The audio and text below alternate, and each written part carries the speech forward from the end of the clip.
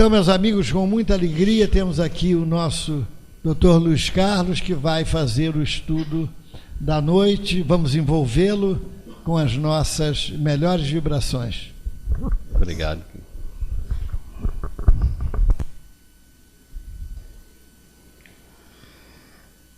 Boa noite a todos. Que as bênçãos de Jesus, nosso modelo, nosso guia, mas principalmente nosso amigo, possa envolver as nossas almas, os nossos corações, fazendo-nos, nesta noite, penetrar um pouquinho mais nos seus ensinamentos.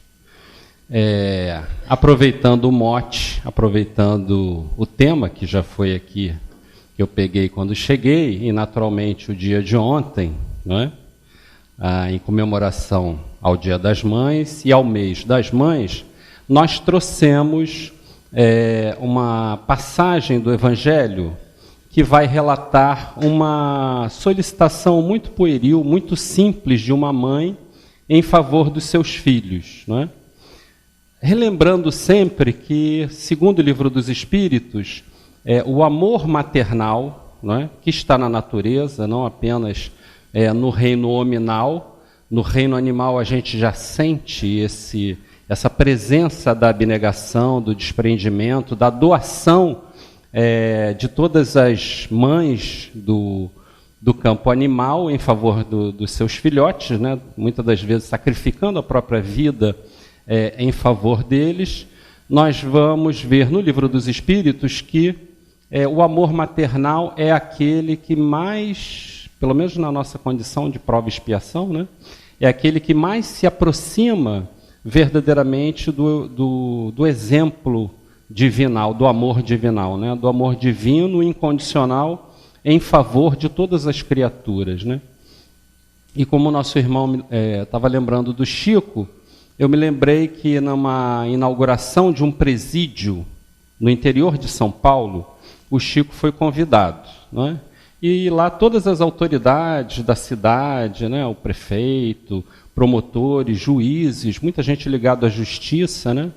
E aí a primeira pergunta do Chico, com relação aos presidiários, aqueles que estavam ali, foi uma pergunta bem interessante, porque se conhece verdadeiramente a inteligência, né, já que a gente falou da inteligência aí, de uma pessoa, não pelas suas respostas, nem sempre pelas suas respostas, mas principalmente pelas suas perguntas, né?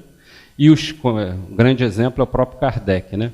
E o Chico perguntou para as autoridades, com relação aos presos: somos quantos aqui? Não é? Entenderam? Ele se incluiu, né? Em vez de perguntar quantos presos tem aqui, né? Ele perguntou quantos somos aqui. E aí as pessoas responderam lá pelo meio, tem essa coisa, né, da obsessão e dos obsessores, né? Então, um espírita ousado chegou para o Chico e falou assim: Chico, tem muito obsessor aqui, né? Você viu muitos obsessores no presídio, né? Você viu muitos obsessores? Aí o Chico respondeu: não vi não. Eu vi muitas mães espirituais, não é? Porque o que os obsessores tinham que fazer com ele já fizeram. Não é? E eles estão encarcerados. Agora, cuidando deles, só existem as mães espirituais. Não é?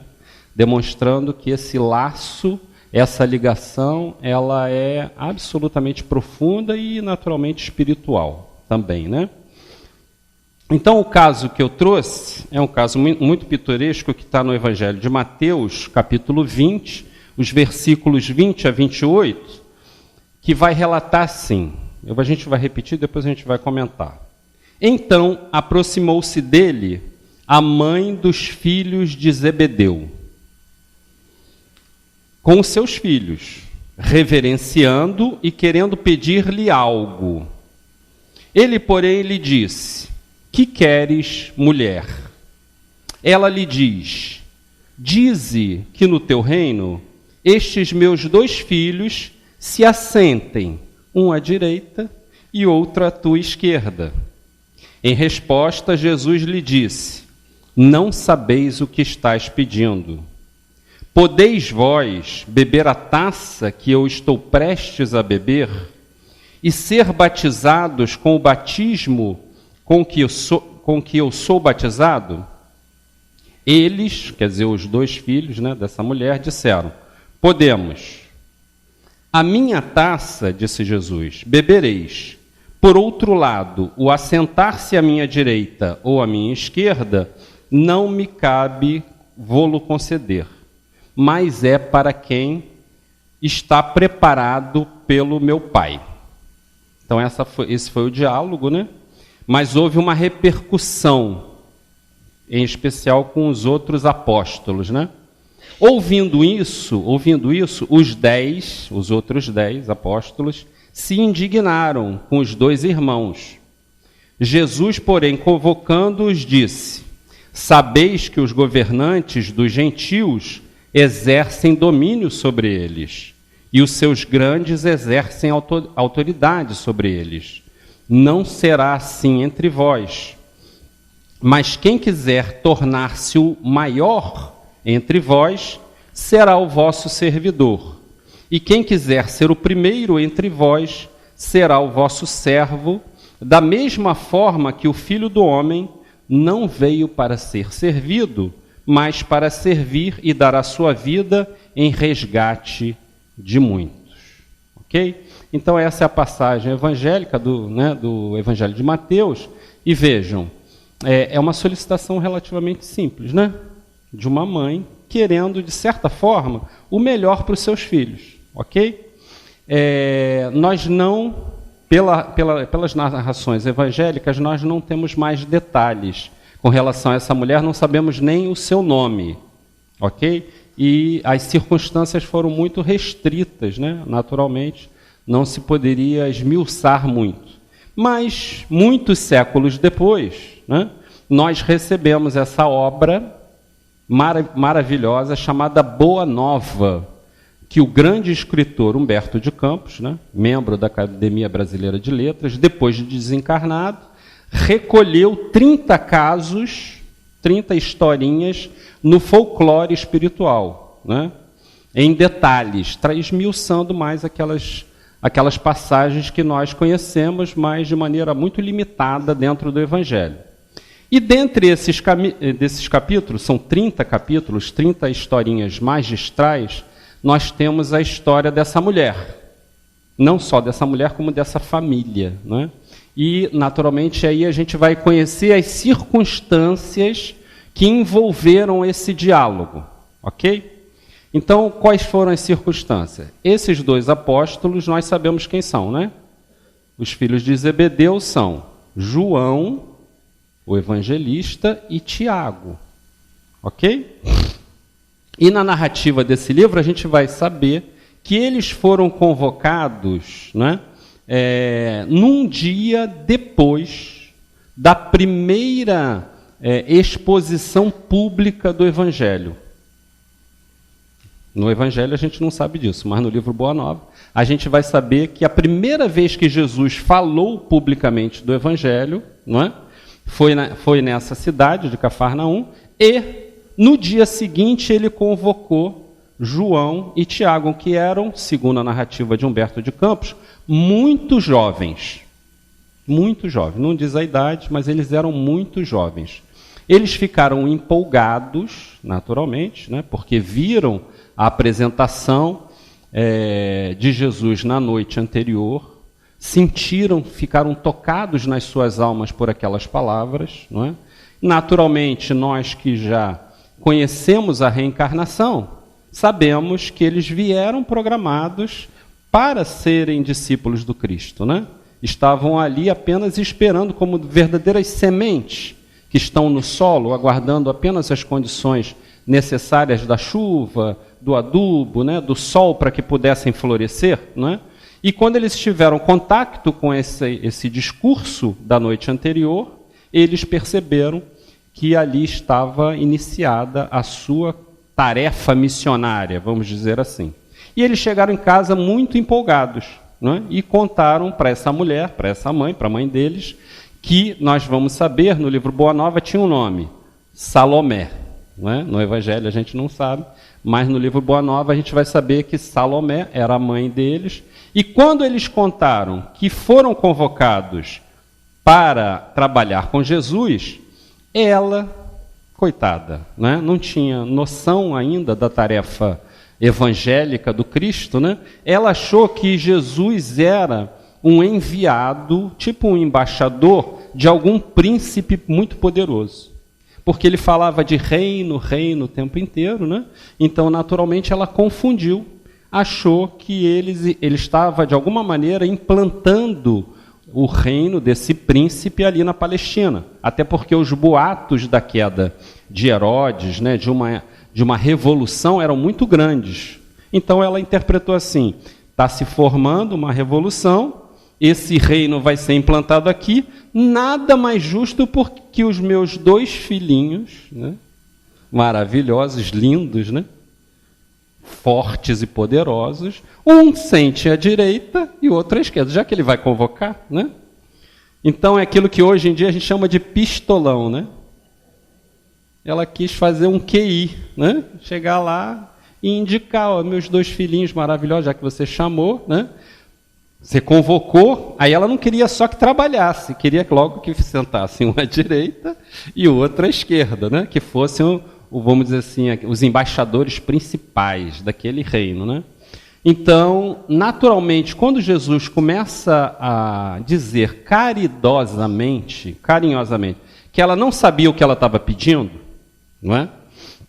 É porque, naturalmente, todos aqueles que são convocados a trabalhar no bem, né, na implantação, no caso do Evangelho, Jesus veio implantar o Evangelho, vamos dizer assim, como se fosse uma religião, como se fosse uma igreja, né? Absolutamente, ele não veio fundar nenhuma religião.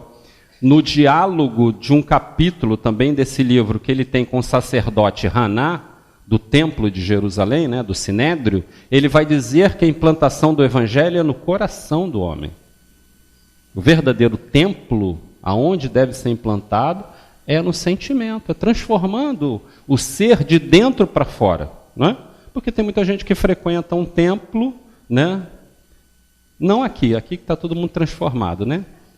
A gente sente, a gente percebe, assim, pela mediunidade, que é que todo mundo está se transformando, né? Mas em outros lugares, né? Tem gente que fica 10, 20, 30, 40 anos tomando passe, bebendo água fluidificada, não é? E não se transforma 1 milímetro, não é? Ou seja, o Evangelho ficou gravitando por fora, como se fosse um satélite, né? Mas ele não penetrou a intimidade do sentimento, nem transformou as atitudes, não é? Então, naturalmente, não é um remédio que não funcionou porque ele não foi tomado, não é? Ele foi exaltado, muitas das vezes prescrito para os outros, mas a própria pessoa não tomou aquele remédio, naturalmente não se beneficiou dos efeitos terapêuticos desse Evangelho. Então, ela confundiu, não é? Ela achou que o reino era para fora. E Jesus disse assim: olha, todo aquele que trabalha no bem, você não sabe o que você está pedindo. Porque eles vão poder beber a taça, né? Ela deve ter pensado na taça de vinho, né? Que era o comum na época, né? Mas não, era a taça justamente do abandono, da traição, né? do homicídio que acabou acontecendo, do julgamento injusto, né? E da morte infame na cruz. Será que eles vão aguentar isso? Não é? E aí eles voluntariamente, aquela coisa de jovem, né? Eu quando li isso aqui, eu fiquei lembrando, fiquei pensando, né? Eu gosto sempre de ficar meditando sobre essas questões, e me veio assim a analogia, uma condição muito semelhante, que deve ter acontecido com todos nós, antes de nós reencarnarmos, né? Os espíritos benfeitores, os responsáveis pela nossa encarnação, devem ter dito assim: olha, você precisa voltar para uma série de melhorias no seu campo moral e espiritual, na aquisição de virtudes, naturalmente, de combate às imperfeições, e você vai ter que reencontrar com essas pessoas que você ou magoou, ou abandonou, ou elas te fizeram alguma coisa, aquelas que você tem dificuldades, arestas para parar, né? Então, uma vai ser a sua esposa, a outra vai ser a sua sogra, né? O marido, ó, viu? Eu sabia, eu só provoco, viu? Só provoco. O marido, o filho, né? O chefe, o cunhado, né? Ontem estava cheio de cunhado na casa dela. Uma maravilha na casa das sogras, né? Sabe? Encontrar com os cunhados é uma maravilha, né? É muito bom. Como sempre. Enfim, né? Eles vão voltar com você e você naturalmente, você tem que resolver isso aí. Você quer resolver? Aí a gente responde igual o João e o Tiago. Não, pode deixar. Deixa com a gente, é agora, né? Ou como se diz na gíria popular, já é. Já é. Pode deixar que eu vou resolver tudo, vou, né, ser amiguinho, vou desenvolver amorosidade, meu amor vai ser incondicional. Aí a gente reencarna, não é? Tem o véu do esquecimento, naturalmente, e afloram de novo todas aquelas, né, adversidades, né, todos os conflitos que a gente teve com as animosidades, etc., né? Ao ponto de, muitas das vezes, a gente repetir séculos e séculos essas diferenças. Eu me lembrei do caso do Chico também, que ele estava vendo uma reforma lá na Casa Espírita da Prece, e tinha 2 trabalhadores discutindo sobre como fazer a reforma, né?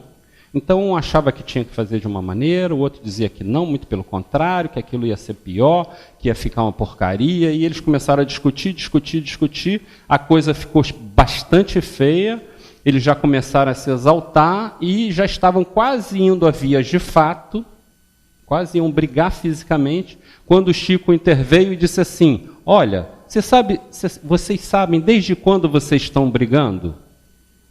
Aí eles pararam, né? Imagina o Chico, né? Chico falando assim, né? Aí eles olharam para o relógio assim, deve ter uns 10 minutos, mais ou menos. Aí o Chico falou assim: desde a construção do Templo de Jerusalém. Vocês estão brigando desde a construção. Ou seja, a gente não tem criatividade nem para arrumar inimigo. Já perceberam? São os mesmos. Aí a gente recapitula tudo, né? Começa a brigar sempre com as mesmas pessoas, etc. Tudo aflora, ok? Então esse reino tem que ser modificado por dentro. Então essa bravata deles, não, nós podemos. Deve ter sido o que a gente falou também antes da gente reencarnar. Pode deixar que eu vou fazer, eu vou trabalhar no social, vou ser uma pessoa que vai fazer a diferença na vida das pessoas. Ou como disse Madre Teresa de Calcutá, era uma recomendação às suas noviças, né, às suas discípulas, que ninguém saia de perto de vocês pior do que chegou, que sempre saia melhor, não é? Então nós também nos comprometemos a fazer isso, mas infelizmente, né, nós acabamos recapitulando todas essas situações. Então Jesus adverte, olha, esse capítulo, né, de beber, o cálice que eu vou beber é muito doloroso, porque qualquer transformação é muito difícil, não é? Você mudar atitudes, tem até um livro do Hamed, né, Renovando Atitude. Como é difícil, né? A gente lê cada capítulozinho daquele livro majestoso, né? Estava lendo hoje também. Como é difícil a gente renovar as atitudes. Como é difícil a gente desenvolver a capacidade de sermos, como dizia Gonzaguinha, eternos aprendizes, né? Viver e não ter a vergonha de ser feliz, cantar e cantar e cantar, a beleza de ser um eterno aprendiz. Ou seja, isso é exatamente, Gonzaguinha está repetindo, o que Jesus afirmou há 2000 anos. Só aquele que se assemelhar a um desses pequeninos, porque as crianças são assim, elas têm essa capacidade, né, de querer sempre aprender, de estarem sempre prontas para um aprendizado novo. A pior coisa é que a gente cresce, fica bobo e acha que sabe alguma coisa, não é? E aí já passa a ser doutor em alguma coisa, não é? E perde essa capacidade de aprender com o jovem, de aprender com as pessoas que podem, né, os filhos, que podem trazer substratos, subsídios e aprendizados muito avançados, né, para o nosso espírito.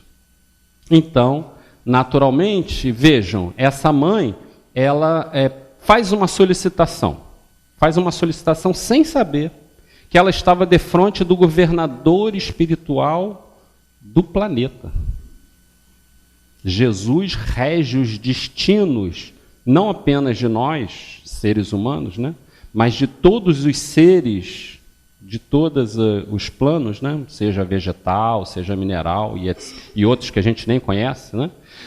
Ele rege desde a formação do nosso planeta, que tem mais ou menos 4,5 bilhões de anos. Ele já era um Cristo planetário, né? Já tinha se desapegado de toda a forma, de todas as condições, já era superior a todas as condições materiais há 4,5 bilhões de anos. E essa mulher, coitada, né, sem saber que estava falando com esse espírito, que segundo São Luís, na revista Espírita de Allan Kardec, os espíritos crísticos são o mais alto nível, clímax, o máximo da escala dos espíritos superiores, dos espíritos puros. Quando você ultrapassa todos os limites e entra no máximo, vamos dizer assim, dessa condição de espírito puro, você atinge a condição de espírito crístico, que é o caso de Jesus, né? E ela vai pedir uma coisa material. E aí nós não estamos aqui condenando, né? Nós estamos analisando para ver se também nas nossas orações, nas nossas solicitações, o quanto nós não estamos, de certa forma, agindo como Salomé, não é? Pedindo muitas das vezes, como disse o Cristo, pedra, pensando que estamos pedindo pão. Muitas das vezes nós estamos solicitando determinadas coisas que podem atrapalhar a nossa evolução espiritual. Porque a gente está se atendo naturalmente ao imediatismo, aquilo que os nossos 5 sentidos estão captando. Então, o que a gente acha que é melhor, por exemplo, né? Como eu fiquei sabendo há pouco tempo de uma pessoa que é concurseira, né? Vocês sabem o que é concurseiro, né? Fica estudando só para passar em concurso, né? E etc. E aí ela falou assim, eu vou pedir a Jesus, né, para que eu passe nesse concurso, né? E ela veio falar isso para mim. Eu falei assim, ótimo, peça mesmo, porque assim como Jesus vai te ajudar, vai ajudar todo mundo do concurso, né? Se vai ajudar todo mundo do concurso, adivinha quem é que vai passar? Não é? Não, aquele que estudou mais, né? Ajudar, vai ajudar. Mas tem o esforço pessoal, né, na aquisição do conhecimento. Como é que a pessoa... Jesus até pode tentar, né, lembrar daquela página que está caindo ali, mas a pessoa não estudou, não é? Então, vai ajudar sim, mas de acordo com o grau de merecimento. E é isso que Jesus coloca no final, entenderam? Quando ele diz assim, mas sentar à minha direita ou à minha esquerda, não me cabe a mim. Não cabe a ninguém, a não ser a própria pessoa no esforço pessoal. Já que a gente está falando de mãe, eu me lembrei de outra mãe aqui, né? Outra mãe também, mais ou menos nesse nível de Salomé, que é uma mãe que, no livro Nosso Lar, vai fazer uma solicitação também para 2 filhos. Só que esses 2 filhos estão reencarnados, né? Eles estão reencarnados. Então ela vai pedir a Clarencio, e por sorte ou azar de André Luiz, eu não sei, né? O André Luiz cai junto com a audiência com essa mãe, né? E o ministro Clarencio começa então a perguntar o que ela queria, né? E aí ela diz que queria ajudar os filhos. E aí Clarencio começa então a discorrer sobre o que ela tinha feito na colônia Nosso Lar, até então, para ver se ela tinha merecimento, naturalmente. Porque se você quer ajudar, você precisa ter um lastro, né, de conhecimento, né, de bagagem, para ver se você pode auxiliar alguém, né? Você acumula condições para poder ajudar alguém, né? E aí o ministro Clarencio começa a discorrer a folha dela e diz assim, olha, mas você, né, foi convocado para trabalhar com as pessoas com perturbação espiritual e você largou. Não, mas quem é que aguenta também trabalhar com essas pessoas, né? São meio lelés, né? E ficam gritando e etc. Mas depois você foi convocada para as câmaras de retificação. Mas o pessoal é muito sujo lá e vomita, né? E bota as secreções para fora. Quem é que consegue, né? E tal.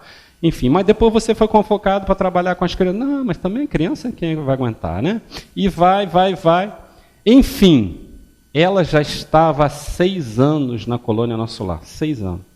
Sabe quantas horas ela trabalhou? 300 horas. Aí eu que não tenho nada para fazer, eu fui calcular mais ou menos quanto dá, né? Dá 2 horas por semana. Não é? Imagina como é que ela devia estar cansada. Tanto que ela se inscreveu lá na casa de repouso, né? Ela ficou tão cansada que ela estava numa casa de repouso, Nosso Lar, né? E naturalmente o ministro Clarencio, com todo o amor do mundo, né? Porque já que a gente está falando de mãe, a mãe é assim também, não é?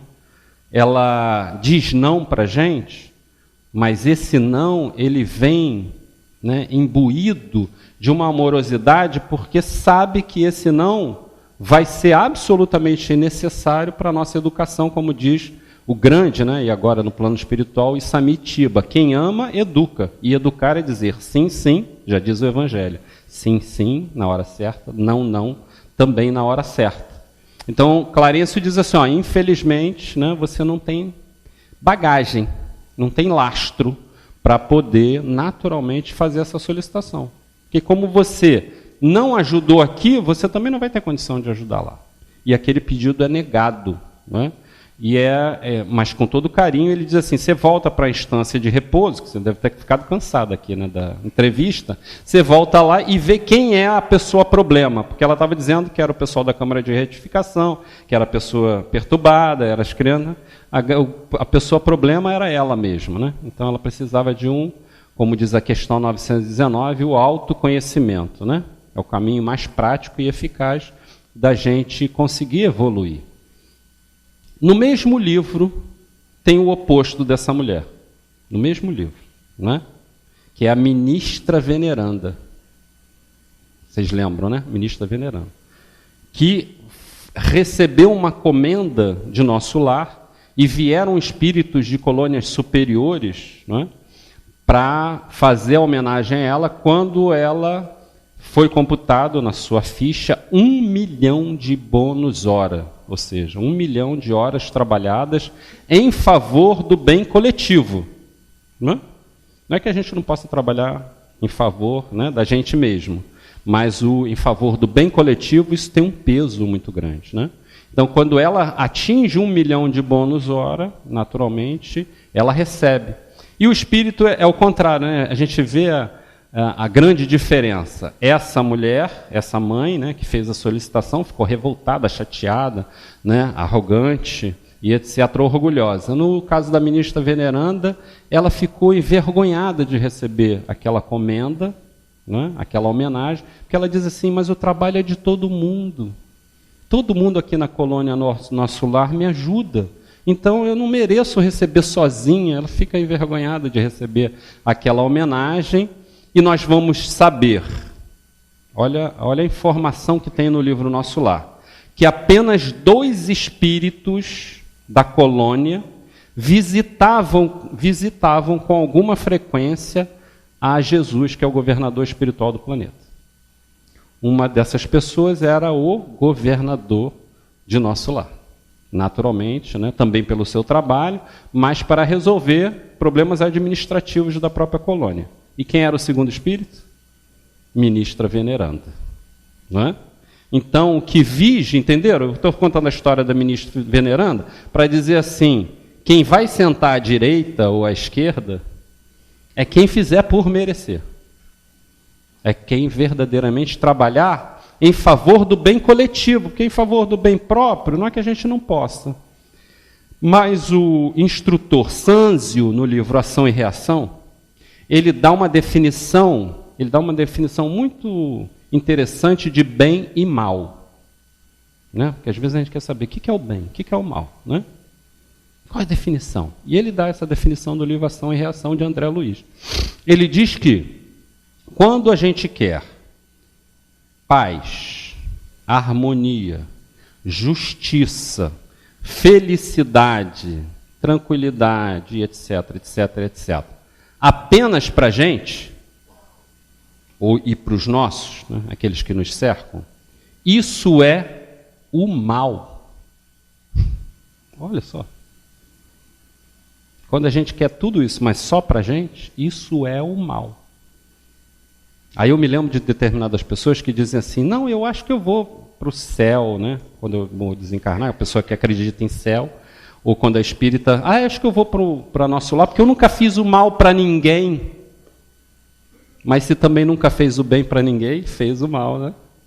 Segundo Sanzio, não é verdade? Fez o mal, só fez para si. Só pensou em primeiro lugar em você e naqueles que te cercam. Isso é o mal. E aí ele termina a definição. E o bem? É quando você quer paz, justiça, harmonia, felicidade para todos. Em igualdade de condições. Entendeu? Então é em favor do bem coletivo. Então, em cima dessa historinha da nossa irmã, não posso deixar de falar da revolta que isso gerou, né? Vejam que os discípulos também estavam iniciando o processo, né, do seu apostolado, né? Então eles ficaram revoltados porque naquela condição, naquele momento, os dois filhos de Zebedeu se colocaram numa condição de superioridade perante os outros, né? Se eles se acharam dignos de sentar um à direita e o outro à esquerda, é sinal que os outros 10 não mereciam. Entenderam? Olha aí, ó. A definição do Sanzio. Eu quero só para mim. Não pensaram nos outros. E todas as vezes que a gente não pensa nos outros, gera uma reação contrária. Também, né? Das pessoas com relação a gente. Se somos egoístas, questão 913 do Livro dos Espíritos, causa de todas as nossas imperfeições, tudo, orgulho, vaidade, tudo é decorrente do egoísmo. Todas as nossas imperfeições provêm do egoísmo, do interesse pessoal. Ok? Então, na medida em que eles pensaram só neles, eles estavam, de certa forma, desprezando. Isso, né, gerou todo esse conflito e Jesus afirmou, olha, isso que vocês estão fazendo, essa disputa, não pode acontecer no seio do Evangelho.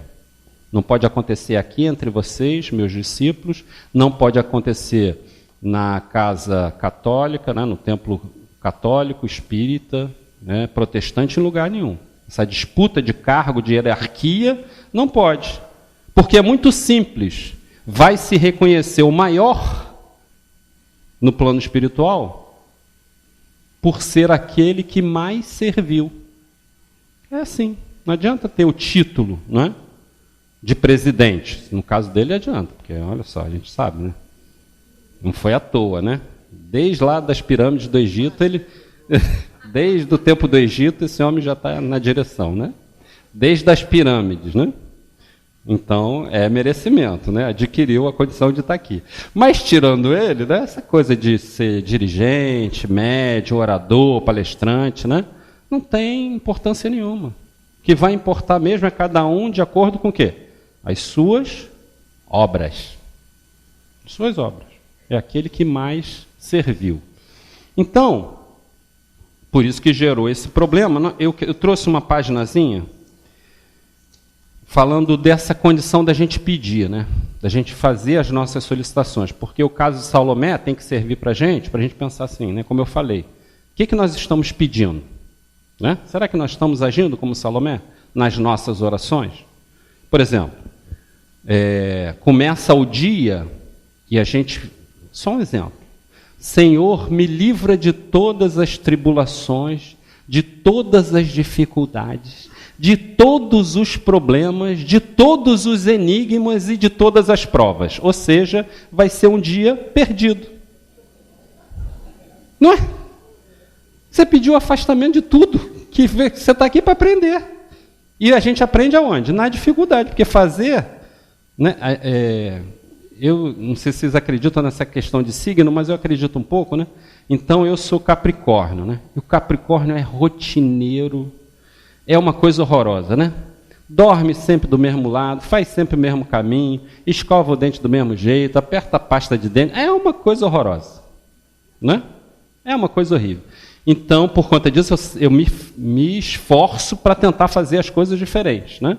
Porque a tendência natural da gente é a acomodação. Então, se você tem situações no dia que são todas previsíveis, que você já conhece, que você controla, você não cresceu nada. Concorda? Não cresceu nada. Então, foi um dia desperdiçado, né? Então, o Espírito Emmanuel tem uma página fantástica, né? Eu estou sendo redundante, né? Porque todas são, chamado Oraremos, no livro Ceifa de Luz, né? Em que ele vai falar sobre essa condição das nossas preces, das nossas orações. Então, oraremos, e ele pega um trecho do Evangelho de João. João 5,14, né? E esta é a confiança que temos para ele, que se pedirmos alguma coisa segundo a sua vontade, ele nos ouve. Então esse é o trecho do Evangelho de João. Então se a gente pedir alguma coisa de acordo com a vontade de Deus, ele nos ouve.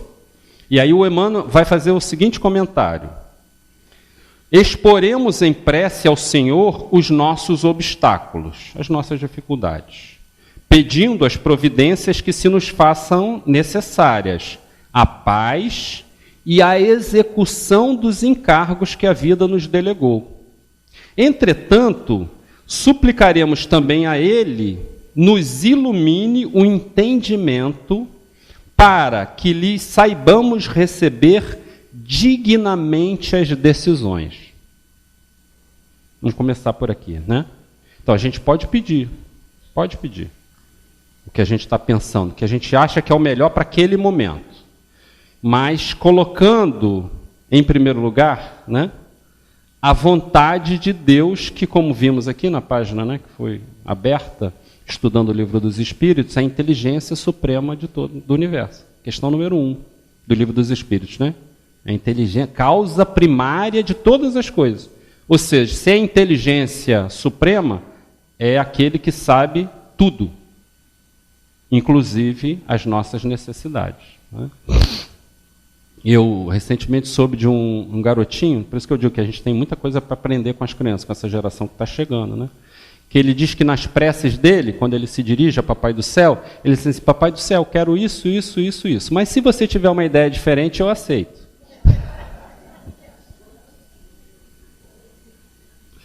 Oh, já vem, não vem? Já vem com chip, né? Já vem com o chip da regeneração. Se tiver uma ideia diferente, eu aceito. Isso é entrega, né? A gente devia ser assim também, né? A gente tem que se assemelhar às crianças. Então vejam, que nós saibamos receber dignamente. Por quê? Porque pode ser diametralmente oposto ao que a gente está pedindo. Ok? Por exemplo, a gente pode estar pedindo saúde e vem uma doença. E aquela doença vai nos ensinar muita coisa. Muita coisa. A gente não imagina o quanto as enfermidades são mestras em nos redirecionar. É como se diz, né? Eu recebi uma mensagem, acho que é do Papa Francisco, não sei, que nos hospitais existem muito mais preces sinceras do que nos templos, né?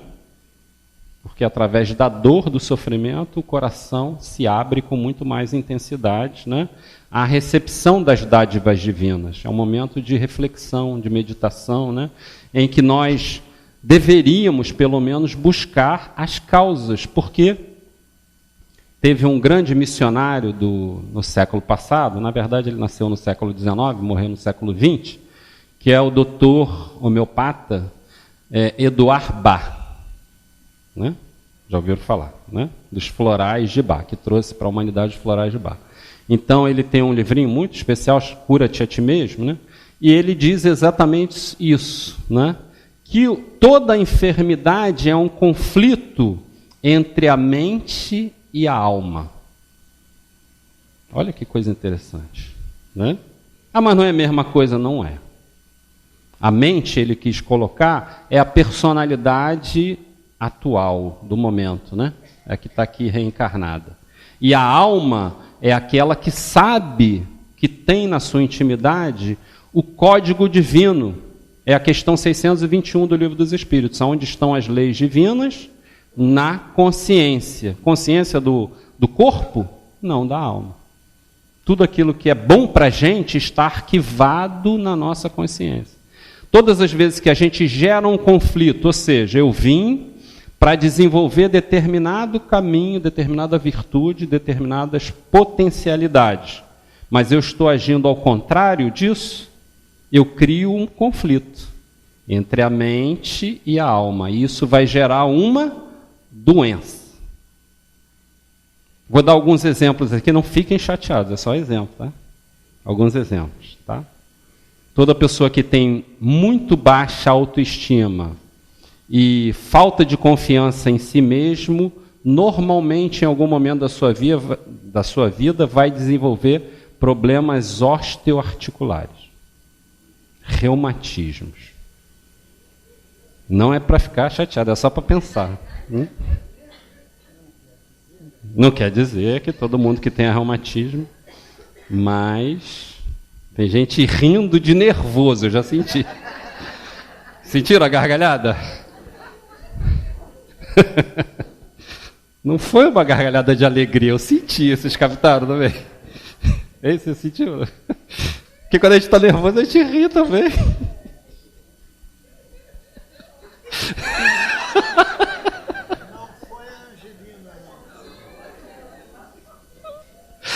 Essa vai chegar em casa brigando com o marido hoje, com certeza. Se não tem, não. Ah, não. Ah, então, viu? A briga tem que ser com a gente mesmo, né? É verdade. Mas não é verdade? Então, vou dar um outro exemplo, né? Já que esse fez tanto sucesso, né? Problemas pulmonares. Normalmente tem a ver com tristeza. Tristeza. Às vezes até tristeza com a encarnação. Entendeu? Com tudo aquilo que circunda a reencarnação. As pessoas, às vezes, vem desde o nascimento. Por exemplo, eu descobri que eu fiz uma pneumonia quando eu tinha menos de 1 ano de idade. Uma pneumonia bilateral. Bilateral. Quase desencarnei. Não desencarnei por pouco, que intervieram rapidamente, etc. E aí eu descobri num estado alterado de consciência, que era a minha vontade de voltar para o plano espiritual. Porque as circunstâncias da minha família naquele momento eram muito adversas e eu queria voltar. Então, por tristeza, eu fiz uma pneumonia dupla e quase que eu voltei. Entendeu? Então, viram? Então, como tem essa questão mesmo vejam como o doutor Eduardo Bach foi um iluminado, demonstrando, então, por que eu estou falando isso tudo aqui, né? Porque se a gente está adoecendo, a gente tem que perguntar, não por quê, mas para que aquela doença está vindo. Ela está vindo para sinalizar o conflito. Qual é o conflito? O que nas minhas decisões de vida podem estar ocasionando, sendo a etiologia, a causa primária daquela enfermidade, entendeu? Porque se a gente não tiver... É a questão 919, voltando, né? Qual o caminho mais prático e eficaz da gente evoluir? Um sábio da antiguidade já falou disso, ó homem, conhece-te a ti mesmo. Não adianta eu ficar tratando a pneumonia com antibiótico, não quer dizer que eu não tenho que tratar. Entendeu? Mas depois volta, e às vezes volta pior. Lembra Jesus falando dos demônios, né, dos espíritos obsessores? Sai um e voltam 7. Depois a coisa agrava, porque a gente não resolveu o conflito, a dificuldade. Então, voltando aqui a essa lição do Emmanuel, oraremos, sim, mas vamos sejamos dignos para receber essa resposta da divindade, mesmo que ela seja frontalmente contrária ao que a gente está pedindo. A gente precisa ser digno. Não adianta a gente rezar o Pai Nosso, decorado, né? Pai Nosso, que está santificado, seja feita a tua vontade. Mas na hora que ele faz a vontade dele, a gente reclama, fica revoltado, chateado, né? E não aceita. Ok? Então não é isso. E aí ele continua. Não nos esquecemos de que a nossa capacidade visual abrange mais ou menos unicamente o curto espaço de 60 segundos de 1 minuto. Enquanto que o Senhor, que nos acompanhou as numerosas existências passadas, nos conhece o montante das necessidades de hoje e de amanhã. Entendeu? A gente só consegue captar quando a gente está reencarnado. André Luiz, no livro Obreiros da Vida Eterna, vai nos dar uma porcentagem, um quantum. Ele diz que quando a gente reencarna, 1/8 das nossas potencialidades é o que aflora. 7/8 ficam adormecidos. Entenderam? 7/8 é o que está lá no Obreiros da Vida Eterna. Claro que isso varia, né? Agora eu acho que essa geração já vem com muito mais do que 1/8, etc. Enfim, mas naquela época era a porcentagem média, ok? Então nossas potencialidades estão absolutamente obliteradas, ok? Então, naturalmente, nós não sabemos as nossas necessidades reencarnatórias, não é? Nós desconhecemos. Tem o caso clássico do bilhar, né? Vocês conhecem o Chico passando e as pessoas jogando bilhar, né? Ele foi trabalhar e tinha um grupo de 4 pessoas jogando sinuca, bilhar, sinuca, né? Aí ele voltou do trabalho, estavam lá os 4 pessoas jogando. Aí ele se trocou, foi para o centro espírita, passou pelo bar, estavam os 4 lá jogando sinuca. Passou a noite toda ajudando as pessoas, psicografando, etc. Quando ele passa de novo, estavam os 4 jogando bilhar. Aí ele fez assim. Aí quem apareceu? Na hora, né? Aí ele falou assim, algum problema, Chico? Não, coitado dos nossos irmãos. Aí eu fui, trabalhei, voltei, né? Fui para o centro espírita, voltei, eles estão aí desperdiçando o tempo, a encarnação. E o Emmanuel disse assim, mas engraçado, eu não estou vendo a toga de juiz em você? Vocês viram o filme A Cabana, não? Legal, né? Quem não viu, veja. A gente senta lá quer sentar no trono da sabedoria e julgar todo mundo, né? Quer sentar no trono da sabedoria. Então o Chico sentou e o Emmanuel diz assim, mas por que você está julgando? Não, mas é porque a gente, as comunicações dos espíritos que vêm na mesa mediúnica, a maior reclamação deles é justamente, não é o que eles fizeram de errado, é o tempo que eles desperdiçaram não fazendo o que deveriam ter feito. É por isso que eu estou falando e etc. E o Emmanuel diz assim, dá uma grande lição para todos nós. Né? Ele diz assim, pois saiba que esses 4 indivíduos, esses 4 irmãos nossos, nas últimas reencarnações, eles eram sempre salteadores de estrada. Ficavam na estrada, à espreita das caravanas, né? E eles assaltavam a caravana que passava, roubavam tudo e ainda matavam os ocupantes. O que você acha agora eles matando a bolinha 6 na caçapa do canto, bolinha 7 na caçapa do meio? O que você acha? Fala, louvado seja nosso Senhor Jesus Cristo. Hã? E a gente acha que é desperdício de tempo, é uma encarnação misericordiosa. Eles estão esquecendo do mal que eles praticaram, eles estão descondicionando, eles podem passar a vida inteira jogando bilhar e vai ser ótimo, entenderam? Como a gente não tem capacidade para julgar nada, nem ninguém, então não sentemos mais no trono da sabedoria, por favor, né? Deixemos Deus fazer isso, né? Então Deus conhece as nossas necessidades de agora e de amanhã. Ele sabe. Então quando ele disser não, é porque é o melhor. Tenhamos, olha só que interessante, ok? Tenhamos suficiente gratidão para não suprimir-lhe a bênção. A gratidão é fundamental. Antes de qualquer solicitação, a gratidão. A providência divina possui os recursos e caminhos que lhe são próprios para nos alcançar. E se a gente estiver atento, como disse Jesus, olhos de ver, ouvidos de ouvir, a gente vai perceber como Deus fala com a gente através das criaturas. É impressionante. Eu tive uma enfermidade grave, etc., né? E assim, eu ficava impressionado porque eu ia num lugar e a pessoa falava assim, não, mas olha, essa erva é ótima para esse tipo de coisa. E aí eu falei assim, não, mas eu estou querendo aquela outra. Não, mas olha, essa aqui eu li, entendeu? E vinha de uma... Aí veio um livro, eu entrei numa livraria e tinha assim um livro me chamando. estava olhando para mim e falou assim, me compra. Aí eu comprei o livro e ele tinha um monte de informações super necessárias para o meu restabelecimento, né? Então, Deus arruma um caminho para te mostrar.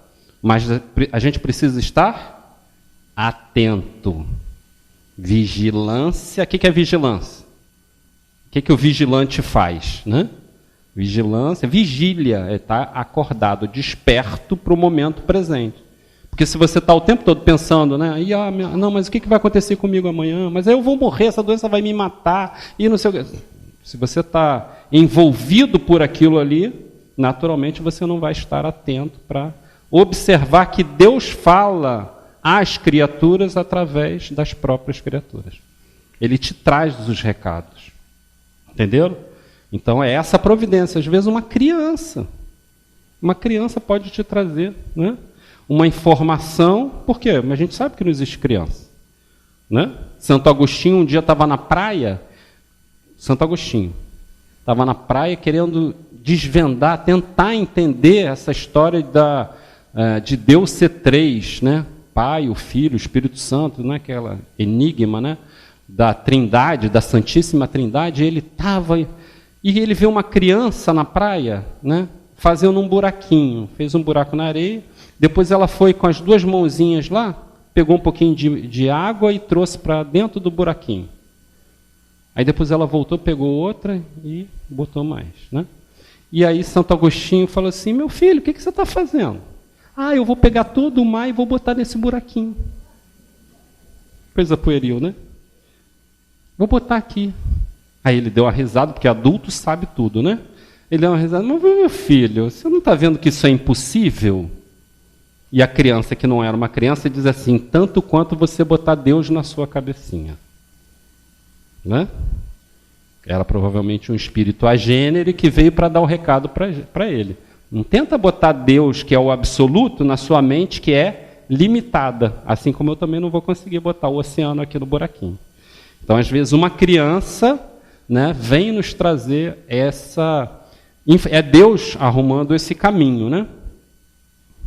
Então, tenhamos, em primeiro lugar, a gratidão.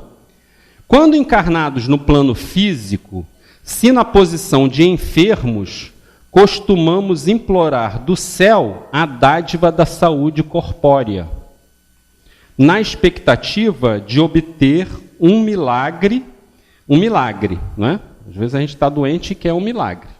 E às vezes o céu nos responde com a imposição de um bisturi,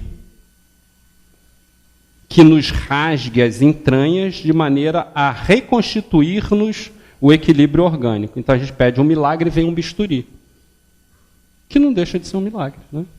Porque há 500 anos atrás tinha esse bisturi para nos livrar dessas doenças, né? Então, se existe hoje, é porque naturalmente já é um milagre, né? Alguém conseguir extrair alguma coisa enferma de dentro da gente.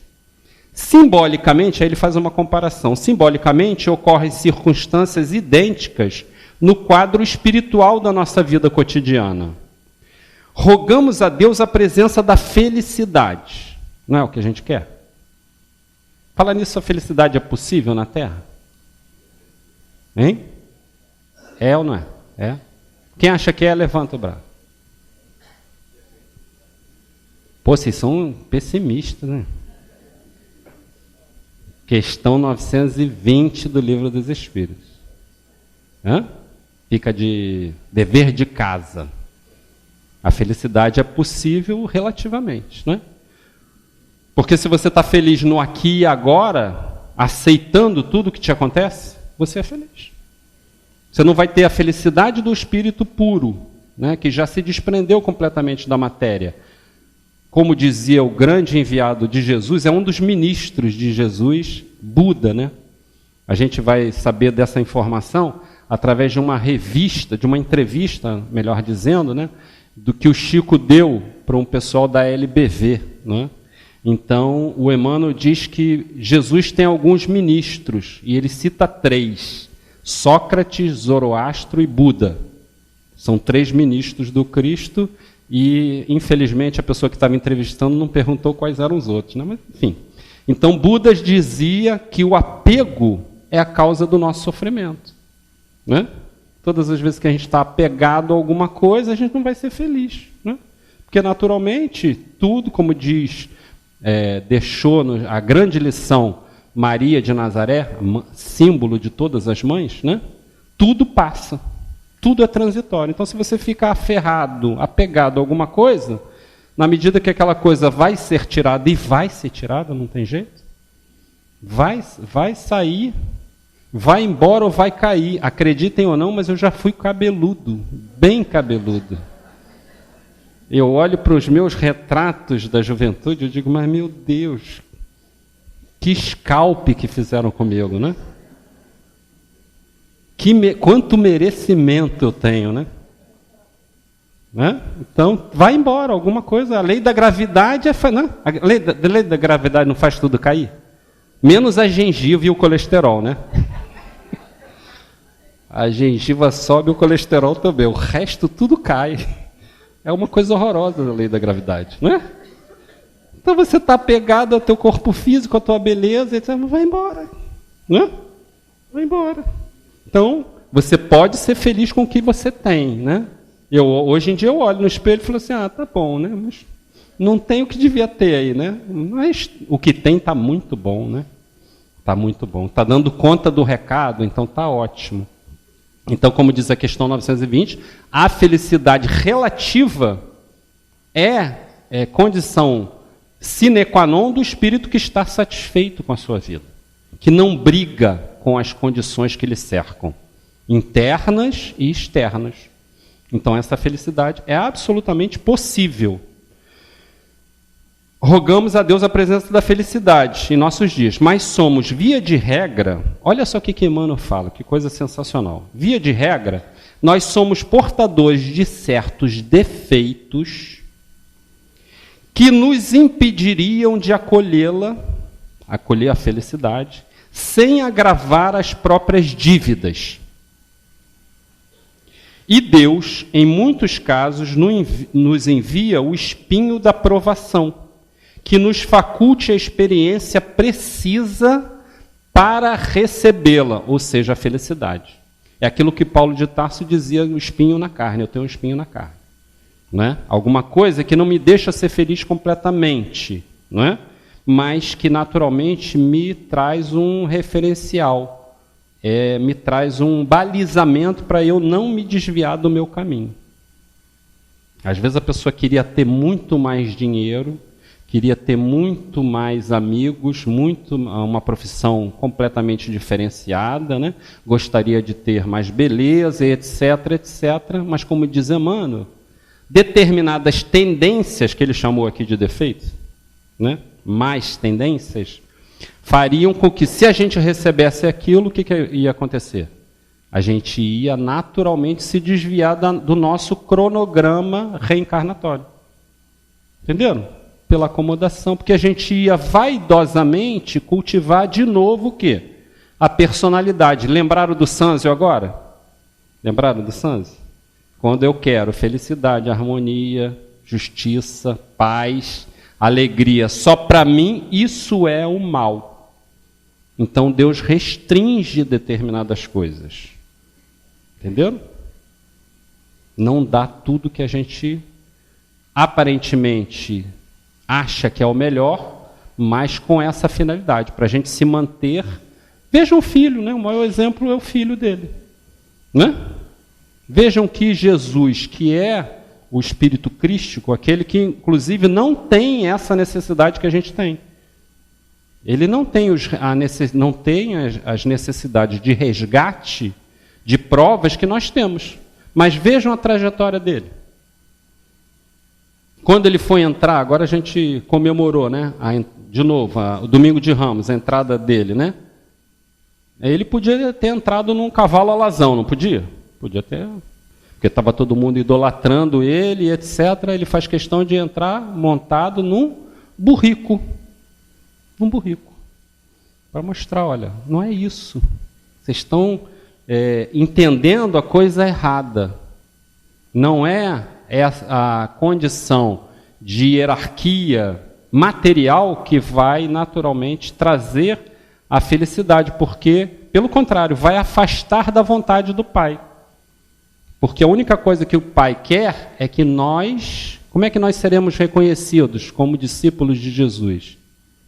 Meus discípulos serão reconhecidos por muito se amarem e não se armarem de condições fictícias e factícias, ok? Sem agravar as próprias dívidas. E Deus, em muitos casos, nos envia o espinho da provação. Em momento oportuno, como recurso operatório para o corpo doente, antes que lhe restaure a saúde. Ou seja, ele faz analogia com bisturi.